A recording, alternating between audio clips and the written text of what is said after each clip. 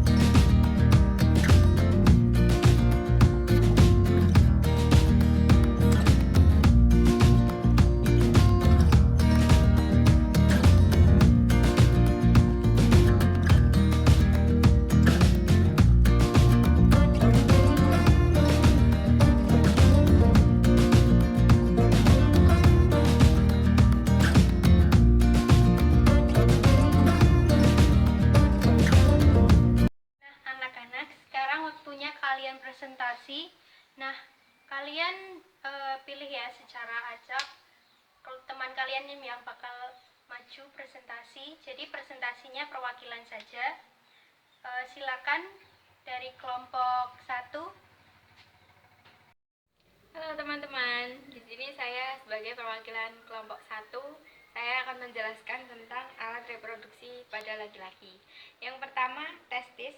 Testis sebagai tempat pembentukan sperma atau yang sering disebut spermatogenesis. Selanjutnya yang kedua, skrotum. Kantong kulit yang melindungi testis dan berfungsi sebagai tempat bergantungnya testis. Yang ketiga, vas deferens, tabung yang dibentuk otot.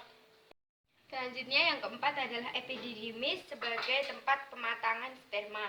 Selanjutnya yang kelima adalah vesicula seminalis untuk penampung spermatozoa dari testis. Selanjutnya yang keenam adalah kelenjar prostat, penghasil cairan basah untuk melindungi sperma. Yang ketujuh adalah uretra, saluran sperma dan urin. Yang kedelapan adalah penis, alat sanggama, saluran pengeluaran sperma. Sekian presentasi dari kelompok 1. Terima kasih.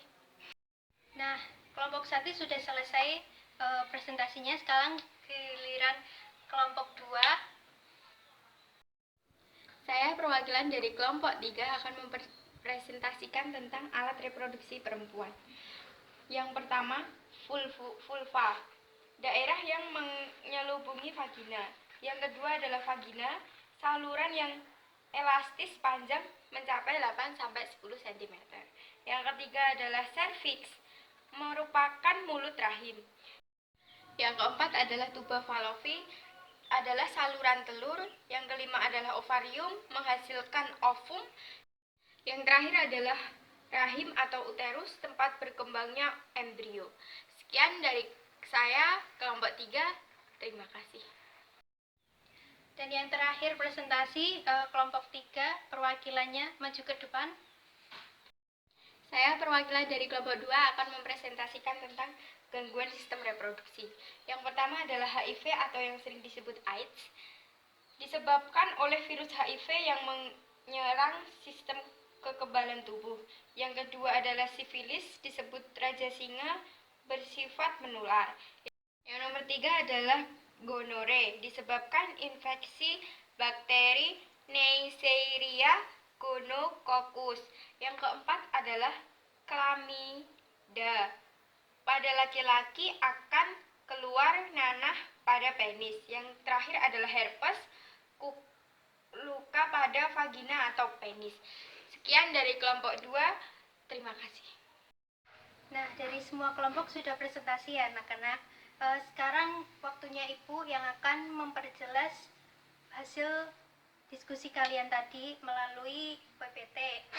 Jadi perhatikan ya anak-anak. Nah, sekarang Ibu akan membahas alat reproduksi pada laki-laki ya, yang telah dijelaskan oleh kelompok 1 tadi.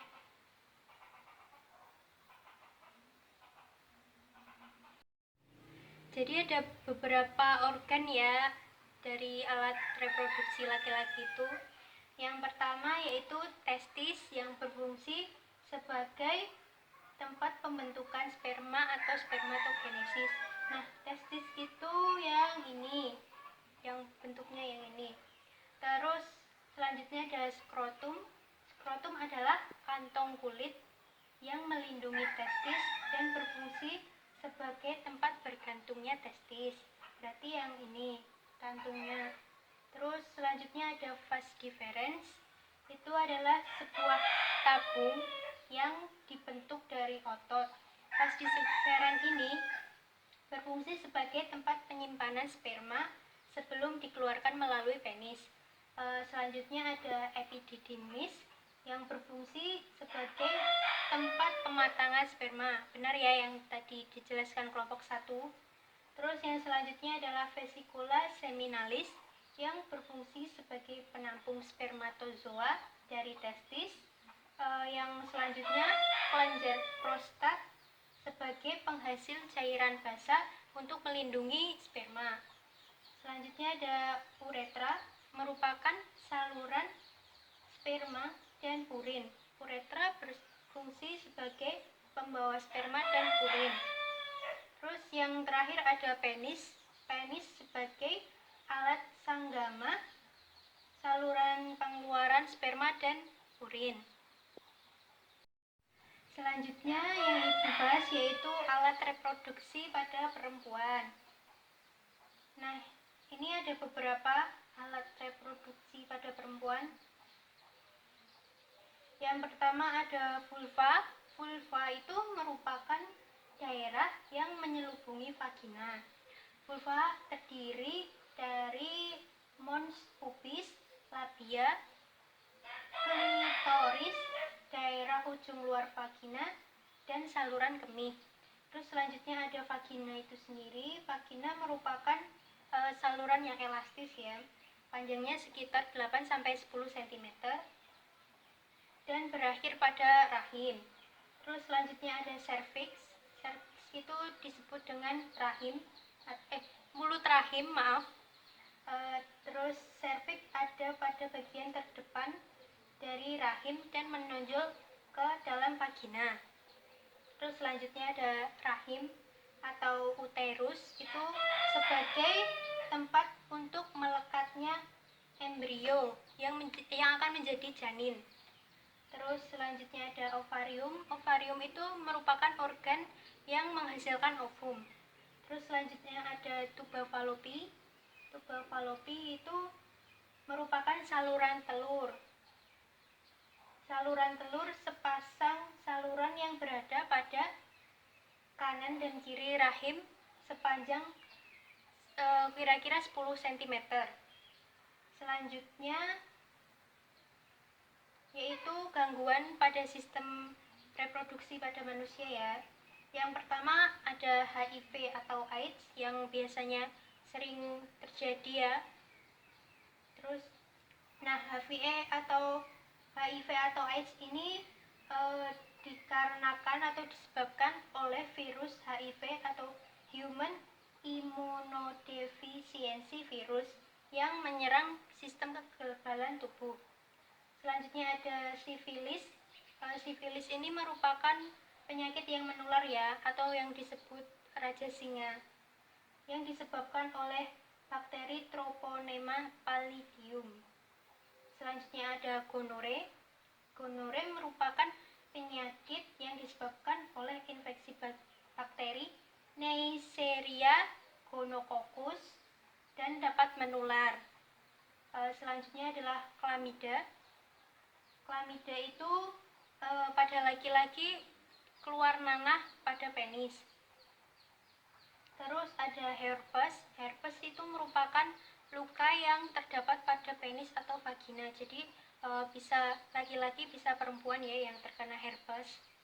Terus selanjutnya ada kandidiasis atau keputihan. Nah, biasanya perempuan ya yang mengalaminya, sering yang banyak keputihan. Terus ibu akan menjelaskan upaya apa saja yang dapat mencegah gangguan sistem reproduksi tadi melalui video. Jadi diperhatikan ya videonya. Kesehatan reproduksi remaja. Apa kesehatan reproduksi itu? Apakah kamu sudah mengetahui tentang kesehatan reproduksi dan pentingnya menjaga kesehatan reproduksi? Kesehatan secara fisik, mental, dan kesejahteraan sosial secara utuh pada semua hal yang berhubungan dengan sistem dan fungsi serta proses reproduksi dan bukan hanya kondisi yang bebas dari penyakit dan kecacatan. BKKBN 2012. Kenapa remaja perlu tahu tentang kesehatan reproduksi?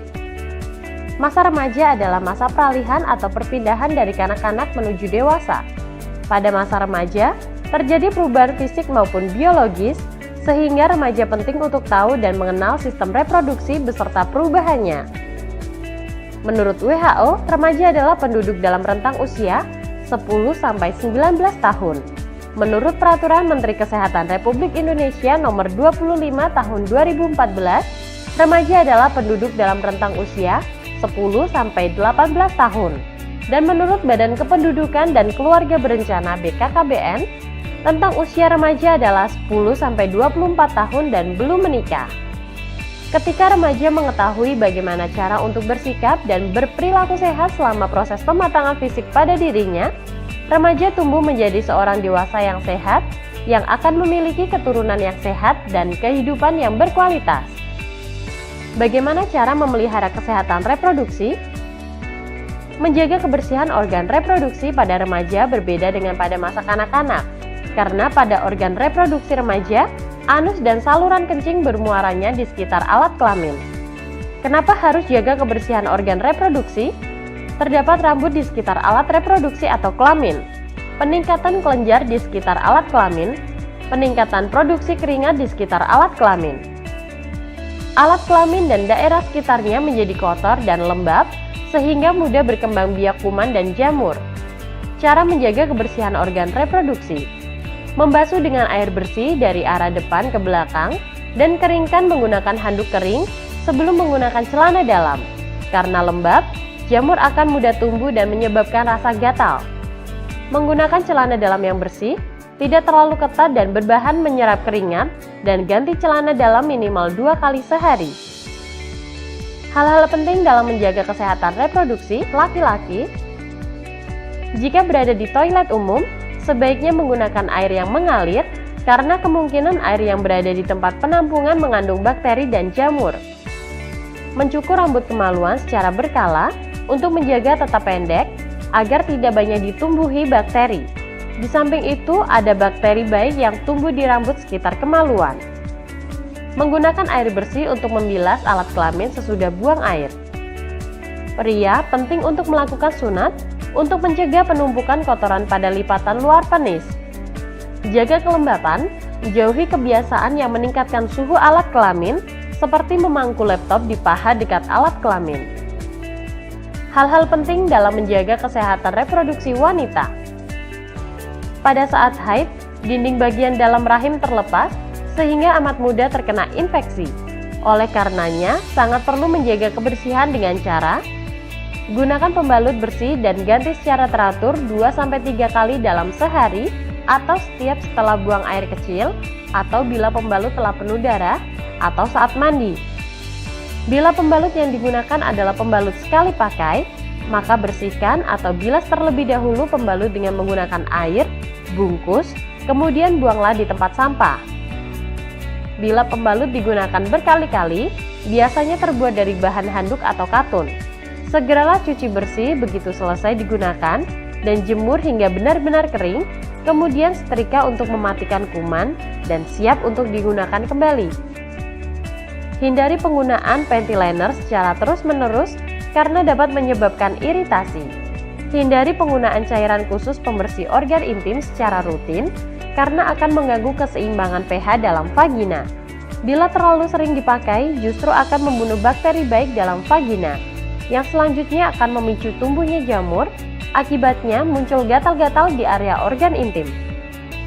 Semoga melalui video ini, teman-teman semakin memahami tentang kesehatan reproduksi dan pentingnya menjaga kesehatan reproduksi agar ke depan bisa menjadi generasi yang berkualitas. Nah, cukup sampai di sini saja Ibu menerangkannya. Apakah ada pertanyaan dari anak-anak? Sekian video pemaparan kegiatan inti micro teaching saya. Apabila ada kesalahan, mohon maaf. Wassalamualaikum warahmatullahi wabarakatuh.